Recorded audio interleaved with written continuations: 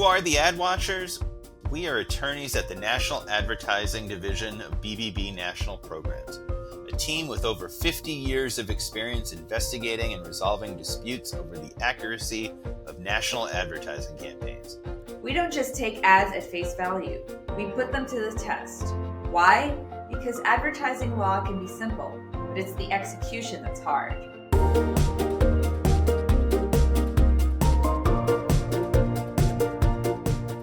Welcome to Ad Watchers, NAD's podcast that gives a view into how our organization reviews claims and applies advertising law. If you missed any of our previous episodes, don't forget to check them out later. They're available wherever you are listening to this. So Eric, what are we talking about today? Annie, today we're talking about disclosures. We've talked a lot in the past about when disclosures are necessary, but today we're going to focus in on how to execute a proper disclosure. And we thought this would be a good opportunity to make our first video podcast. So we are on camera today and are going to be sharing some of the ads we're talking about on video. And you can check out, if you're listening to the audio version, please check us out on YouTube or on our website to see the video. Okay, so let's start. Let's show our first case here. This is an oldie, a case from 2005 at NAD. It was an NAD monitoring case. So we're really looking at disclosures at NAD. And this is one of those classic cases of where the fine print got a little too small. We have here advertising for Norelco's new Cool Skin razor, and it made claims about how it reduces irritation. And there was a tiny disclosure that says, results are achieved after a 21-day adjustment period when using the HQ170 lotion. It's not your screen in case you can't see it. It really is that small. It was way at the bottom, very hard to look at and find, very small. So seeing this classically tiny fine print disclosure, NAD was concerned that it contained material information, but it was so small and difficult to read that it was not likely to be noticed or read by consumers. So NAD recommended that the advertiser make a disclosure using a larger type size against a sufficiently contrasting background so as to make the disclosure more prominent and easier to read. Okay, that's a pretty straightforward example of where the fine print got too small. Good thing that NAD and the Federal Trade Commission have over the years issued a lot of guidance on how to make effective disclosures. The FTC's .com disclosure guide is very helpful. Some of the things to be aware of there that we talk about and are going to talk some more about today is clear and conspicuous disclosure. What does that mean? Regardless of the format, clear and conspicuous disclosure means a disclosure that is displayed in a manner that is readily noticeable, readable, and are audible and understandable to the audience to whom it is directed. And when we say it's understandable, that means use plain English to the best extent you can. Disclosures should be in close proximity to the claim or draw attention to the disclosure. Simply making the disclosure available somewhere in the ad where some consumers might find it does not meet the clear and conspicuous standard. We're going to talk about hyperlinking. And hyperlinks don't use the disclosure through a hyperlink if it is an integral part of the claim or inseparable from it. Otherwise, make the link obvious. Ensure that the label of a hyperlink conveys the importance and the nature of the information it is leading to. And be consistent how you use the hyperlink. If you monitor your click-through rates for your website and see that people are not clicking through that hyperlink, that means they're not checking out the disclosure and maybe missing material information. We're also going to talk about some of the different formats we see where disclosures are important. In TV, it's important to consider the size of the font, the duration that any super appears on the screen, and very important that something that comes up in TV advertising, there might be distracting elements like loud music or fast-moving images that may make the disclosure more missable. And it also, any disclosure has to be on a contrasting background. Radio. We are very accustomed to hearing those very fast talking announcers shout out their disclosures and get them out at rapid fire, but they should be in a cadence that makes it easy for consumers to understand. So sometimes it can be too fast in a radio ad. Devices. Consumers today consume their media through all kinds of devices, and it's important that a disclosure can be seen as easily on a mobile device as it can on any other kind of device. So speaking of television, I'm going to show you two commercials, a before and after, for the Vasilor case. So we had two cases here. One was a standard track case and one was a Swift case. And only the compliance case for the standard case looked at issue here. And the Swift case actually focused on the sufficiency of the disclosure. So let's take a look at the before commercial. Do you take aspirin? Plain aspirin could be hurting your stomach. New Vasilor is the first liquid-filled aspirin capsule clinically shown to cause fewer ulcers than plain aspirin. Vasilor is designed to help protect, releasing aspirin after it leaves your stomach, where it is absorbed to give you the benefits of life-saving aspirin to help prevent another heart attack or stroke. Heart protection with your stomach in mind. Try new liquid-filled Vasilor. Aspirin made amazing. Okay, so NAD concluded, and this went up to NARB. So, and the NARB agreed that the disclaimer and the super in the commercial was hard to read, notice, and understand. It only appeared on screen for 3 seconds, and although the disclosure appears against a contrasting background, some of the text was obscured by the dramatization visual, which is actually also a distracting element.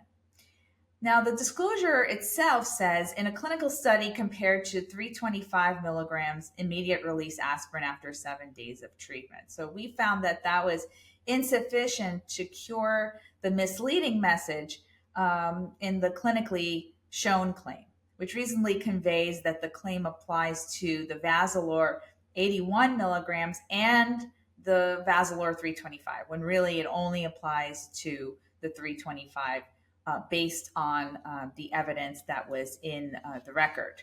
The NAD and NARB recommendations were similar. Given the general brand references in the commercial and the fact that the disclosure referring to the basis of comparison was not clear and conspicuous, the NARB panel recommended that the claim that Vasilor is the first liquid-filled aspirin capsule clinically shown to cause fewer ulcers than plain aspirin be discontinued or modified to disclose as part of the main claim that the clinical evidence was based on a 7-day study comparing a 325 milligram dose of Vasilor to a 325 milligram dose of immediate release aspirin.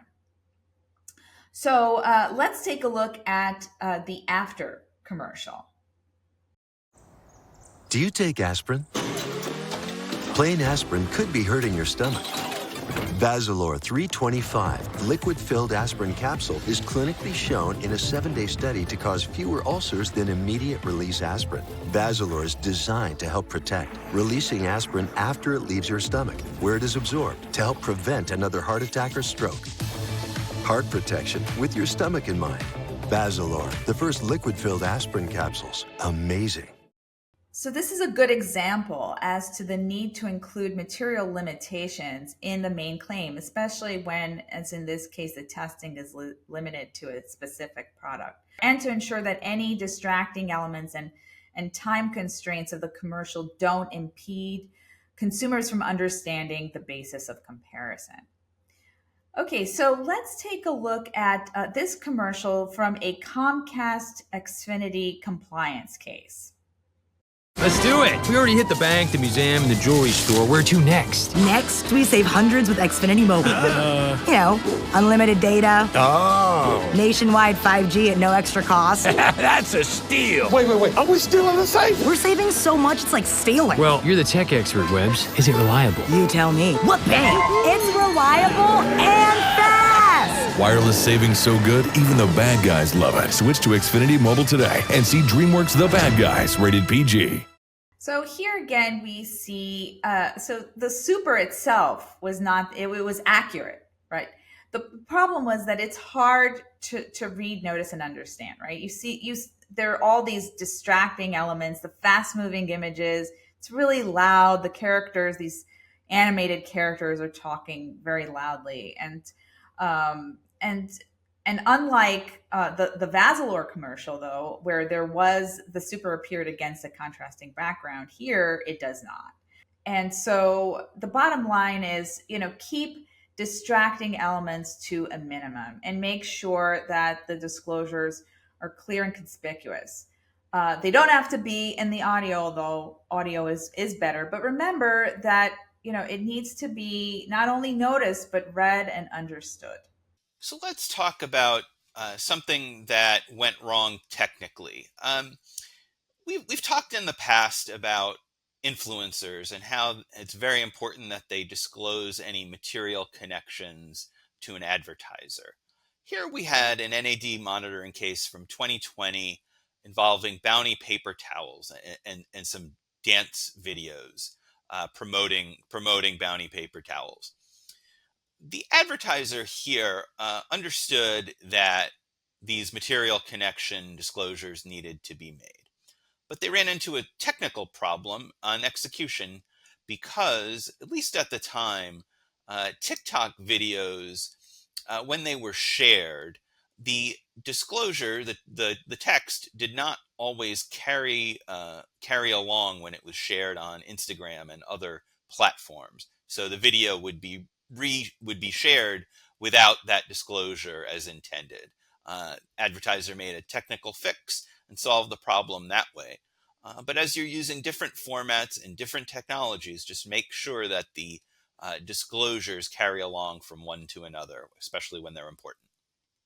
Okay, so we've already discussed endorsements and testimonials, so we're not going to go through the rules of the road here. But this recent monitoring case is instructive as to the need to disclose the material connection and how it's done and making it effective. So in the first revised Instagram post, and it has a video that shows this influencer. So this is the Fenty case. And it's for their makeup melting cleanser. So we have an influencer, Creme Fatale, who uses the product to remove all of her makeup. So there's a paid partnership disclosure, which accurately tells viewers that there's a material connection between Fenty and Creme Fatale, but that the built-in Instagram disclosure was not enough to satisfy the clear and conspicuous disclosure requirement. Because while the advertiser used the hashtag ad and hashtag sponsored, they could be missed because they were on the fourth line of the post. And so you had to click on the more link to expand the post so you could see it. Consumers might not do that. And another issue was that the post also had the video demonstration of Creme Fatale that was where she's removing the makeup. So we recommended that the disclosure be included in the video itself. Fenty also reposted Creme Fatale's video demonstration to its own Instagram page, and they added the disclosure hashtag ad, and you see that in the second Instagram post, and it's in contrasting color with the other text.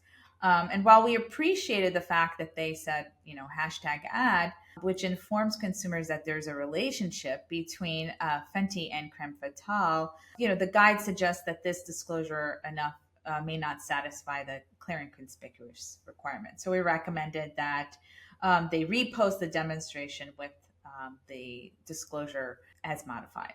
So let's talk some more about hyperlinks. We got two NAD monitoring cases from 2023 that show the shortcomings of learn more hyperlinks and putting things behind those hyperlinks. The first case was HelloFresh. They had, as maybe you can see there, claim that you can get 16 free meals with your purchase plus free shipping. Learn more. As with many free offers, there were some material conditions that go along with the offer that you only find out about when you click on the Learn More link. For example, it's not 16 free meals right away. They're spaced out, and the free shipping doesn't apply to every shipment. But you don't learn that until you click the link. And it was information NAD said that should have been visible to the consumer before the link. The next case, the Pier 1 case, there was also an issue here of a learn more link. Pier 1 had a rewards membership program that you paid to join. And they gave you some information about the program and the benefits, but the information about how auto renewal of your subscription worked and how to cancel the subscription were only visible when you clicked the Learn More link. And then when you did click that link, those important points about auto renewal and cancellation were in the middle of some dense text. So that was not sufficient disclosure. There should have been more of a prompt to the consumer to access that information and to have that information without it being buried behind a Learn More link.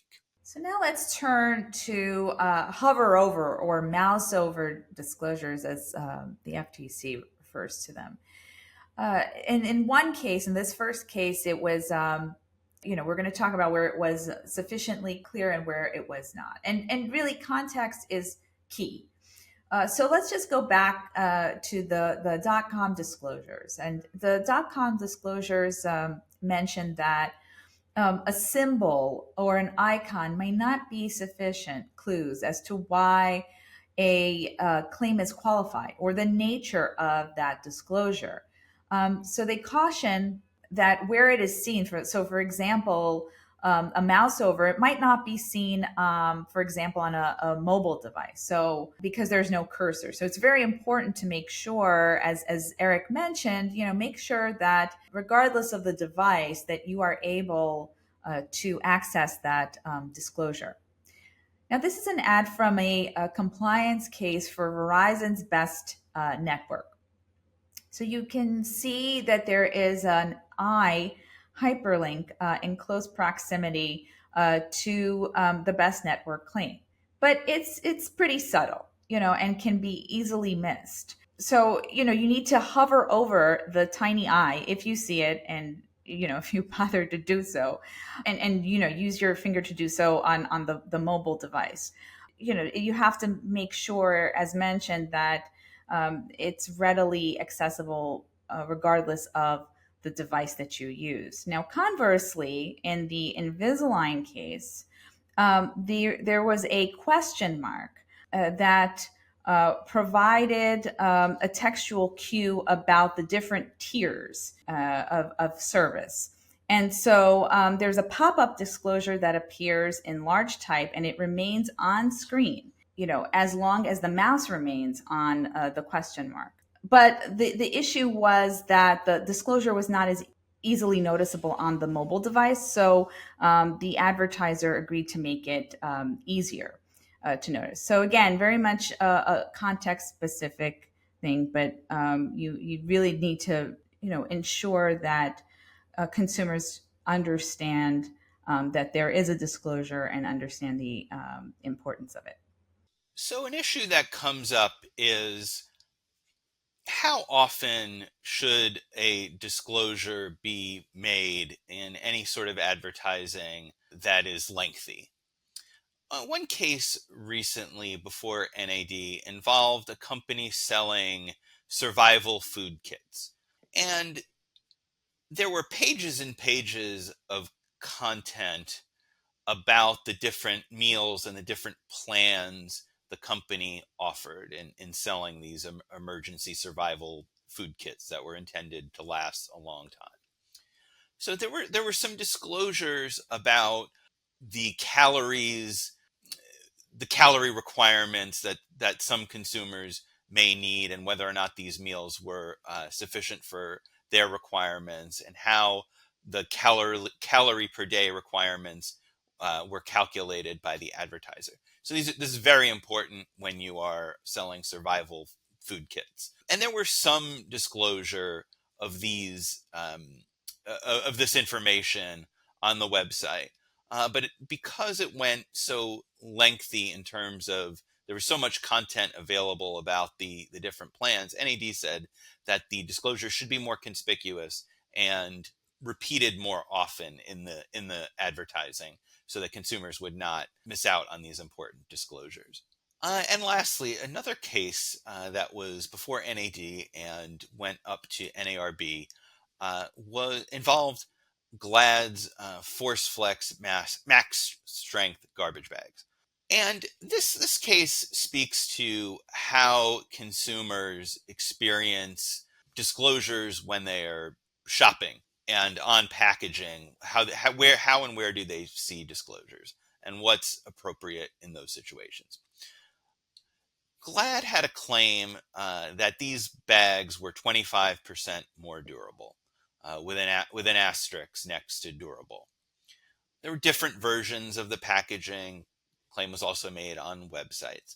And what's important to take away here is where the disclosures should go as a best practice. Disclosures on a side panel when the claim is on the front panel may not be sufficient. Disclosures should be on the same panel as where the claim appears when you're looking at packaging. Consumers may not take a box at the store and look around to find out more about a disclosure and how that qualifies a claim. I should have mentioned that the information here about the qualifying information about the more durable claim was whether the comparison was to Glad's own bags or competing kitchen bags. In this case, the comparison was to Glad's own bags, claiming that it was 25% more durable than that product. Okay, so to wrap things up, a couple of takeaways. One is, be mindful, as we mentioned, about the intricacies of the medium where the disclosure appears. So we saw that there are specific considerations, right, depending on where you see it. Whether it's in a TV ad, right, if it's on screen for a sufficient period of time, the distracting elements, contrasting background. Whether you are looking at this on a mobile device, and also if it's a radio ad, making sure that the cadence is, in a sufficient, is not too fast so that consumers cannot understand it. And if you think you need a magnifying glass to see the disclosure, think again, because it won't be sufficient. One of the easiest things to fix is font size. Make sure that those disclosures are prominent enough and large enough that consumers can read them without relying on magnifying glasses. And last but not least, use plain English for your disclosures. Remember your audience. These are regular consumers, not advertising lawyers. Now, barring advertising that's only directed to a sophisticated audience, so let's say healthcare professionals, the disclosures have to be easy to understand by the average consumer. Thank you for joining us on this episode. We hope you enjoyed it. Join us next month for another episode of the Ad Watchers. As always, you can head over to our website, bbbprograms.org, to learn more about what we do at the National Advertising Division or any of our other self-regulatory programs. That's all for this episode. See you next time. Thanks again for tuning into Ad Watchers. Be sure to check out our previous episodes at accountabilitystudio.org, Apple Podcasts, or wherever you listen to your favorite podcasts. And don't forget to subscribe to get notified about our next episode. Until then, leave us a review and let us know what you would like to hear from us this season.